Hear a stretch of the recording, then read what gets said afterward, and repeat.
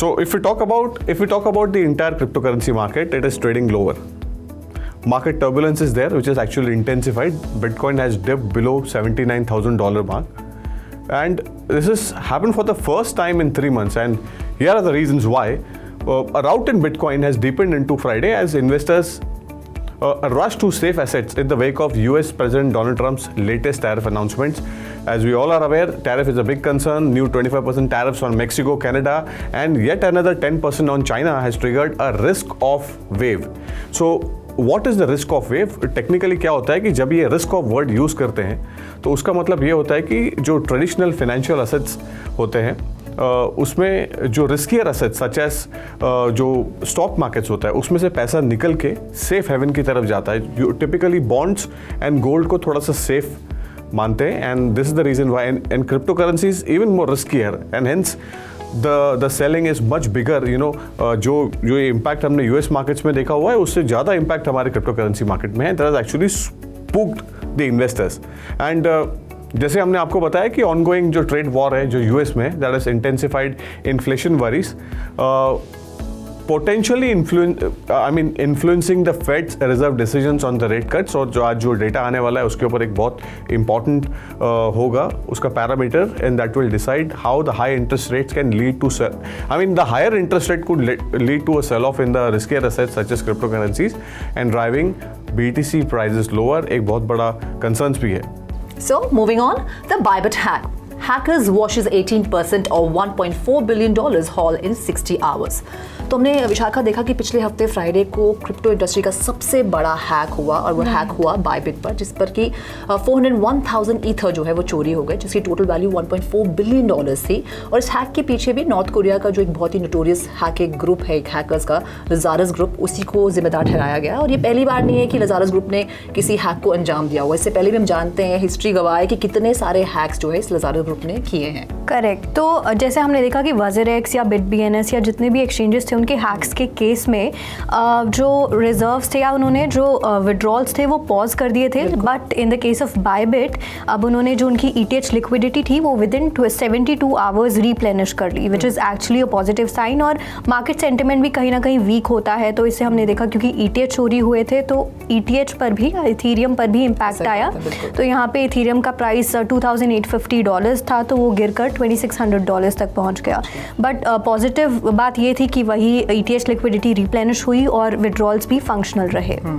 इसके साथ बताया जा रहा है कि जो हैकर्स हैं उन्होंने 18% ऑफ द स्टोलन फंड्स, जो कि कह लें कि 89,500 ईथर थे, जिनकी टोटल वैल्यू $224 मिलियन थी, उन्होंने नेक्स्ट 60 आवर्स में एक्सप्लॉइट कर दिया है. राइट. तो अब देखते हैं, बायबिट की तरफ से पूरी कोशिश है कि जितने भी रिजर्व्स हैं वो पूरे वापस रिप्लेनिश कर दिए जाए. Correct. Moving on, Michael Saylor buys another $2 billion Bitcoin after presenting $81 trillion Bitcoin strategic reserve plan to SEC. Michael Saylor and crypto leaders meet SEC task force to push for clear regulations. So Strategy, which was formerly known as MicroStrategy, which is led by Michael Saylor, उन्होंने yet again 20,356 Bitcoin buy किए हैं. तो हम जब exactly, it is continuously buying Bitcoin. Last week भी हमने discuss किया था. एंड इस बार उसने जो बिटकॉइन लिए हैं वो $1.9 बिलियन वर्थ के लिए हैं एट 97,000 समथिंग डॉलर्स प्राइस.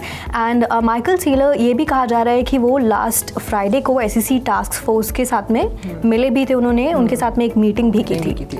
और ये भी बताया जा रहा है कि माइकल सेलर जो हैं वो चाह रहे हैं कि जो स्ट्रेटेजिक बिटकॉइन रिजर्व बिल है इसके थ्रू वो जनरेट करे कुछ $81 ट्रिलियन, जो कि ईज करेगा US डेट क्राइसिस को. साथ ही उन्होंने US गवर्नमेंट को ये भी कहा है कि US गवर्नमेंट को सिक्योर कर लेना चाहिए of 20% of bitcoins total value और सप्लाई. बिल्कुल. एंड अपार्ट फ्रॉम दिस, क्योंकि ऐसा फॉक्स रिपोर्ट के तरफ से कहा गया कि Michael Saylor met the SEC task force, तो इसके साथ में कॉइनबेस, रॉबिनहुड और OpenSea, द क्रिप्टो लीडर्स, ये सब भी SEC के साथ में इन्होंने मीटिंग की. और जो मीटिंग में मेन कहा जा रहा है कि पॉइंट ऑफ डिस्कशन थे defining securities, then clear regulatory framework and stable coin classification. बिल्कुल.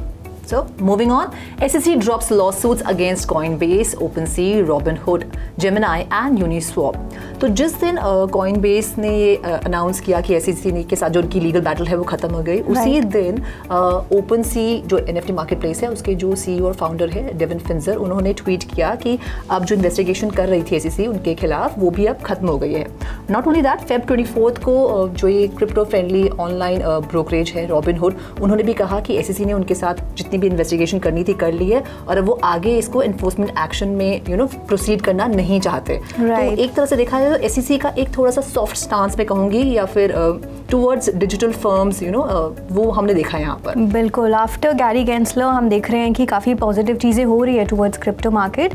एंड जैसा आपने बताया यूनिस्वैप का भी 25 फरवरी को अनाउंसमेंट आया कि उनका जो DeFi प्लेटफॉर्म है उस पर भी SEC is not going to take any enforcement action, तो वो भी केस जो है वो क्लोज हो गया है। एंड इसके साथ ही जेमिनाई जो क्रिप्टो एक्सचेंज है उस पर भी कोई एनफोर्समेंट एक्शन अब नहीं होने वाला। राइट, तो जहाँ SEC ने एक बड़ा सवाल यही आता है विशाखा कि जहाँ SEC कॉइनबेस कहे, ओपन सी कहे, Robinhood के साथ कहे कि एक थोड़ा पॉजिटिव उन्होंने आउटकम दिया, थोड़ा सा सॉफ्ट स्टांस लिया, यहाँ पे क्वेश्चन ये उठता है कि XRP के साथ वो सॉफ्ट स्टांस क्यों नहीं है, क्योंकि उन्होंने XRP के खिलाफ जो लॉसूट डाला था, फाइल किया था, वो दिसंबर 2020 में किया था। तब से बैक एंड फोर्थ चल रहा है ये केस और इसमें पार्शियल विक्ट्री भी XRP को मिली, लेकिन फिर भी अभी कुछ नतीजा नहीं निकला है, कोई हमने देखा रिजल्ट नहीं इसमें आया है। तो लेट्स सी SEC का स्टांस क्या रहता है कुछ आने वाले महीनों में towards the XRP lawsuit. Right, so moving on, Metaplanet buys the dip, scooping up 135 Bitcoin. El Salvador back buying Bitcoin. तो Japanese investment firm Metaplanet, जिसे जापान की MicroStrategy भी कहा जाता है, तो क्योंकि MicroStrategy ने भी परचेज किए हैं Bitcoin and Metaplanet is also continuing buying Bitcoin, क्योंकि वो कुछ सालों में 21,000 Bitcoin तक परचेज करना चाहते हैं।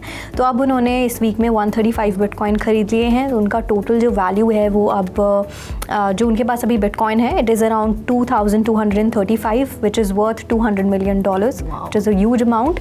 और अभी उसके आगे के प्लान्स क्या हैं वो तो सामने हैं ही कि 21,000 बिटकॉइन वो परचेज करना चाहते हैं। तो ये लेटेस्ट जो परचेज उन्होंने किया मेटाप्लैनेट ने, इसके बाद ये बन गए हैं 15th largest bitcoin holder in the world after virtual digital. और सिर्फ मेटाप्लैनेट नहीं, एल सल्वाडोर भी खरीद रहा है लगातार बिटकॉइन, तो उन्होंने रिसेंटली 8 बिटकॉइंस खरीदे हैं और उनका जो पूरा स्टैश है वो 6,088 BTC का हो चुका है, विच values around $560 million। So corporates are continuously buying Bitcoin. Right.